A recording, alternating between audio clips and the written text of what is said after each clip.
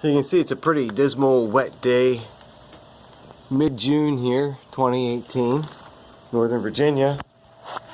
I'm your friend Tony, and I just want to give a quick update on the hydroponic situation.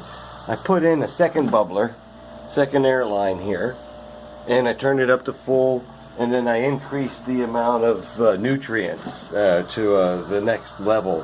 So I got about 25 gallons of water in here, and I put in about 150 milliliters each of the general hydroponics nutrients. I'm going to get into that later, and you'll find it at the website.